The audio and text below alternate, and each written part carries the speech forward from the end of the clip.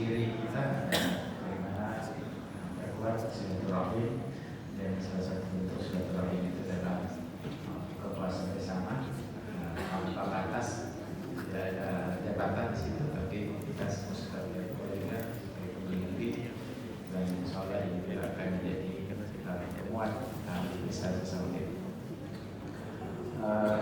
Yang kedua, saya ucapkan juga terima kasih Bapak Bulan, Ketua KWN dan Sekretaris yang telah menginisiasi acara ini yang sebenarnya acara biasa rutin untuk kita. Every night, are we paradise, paradise seems so far away.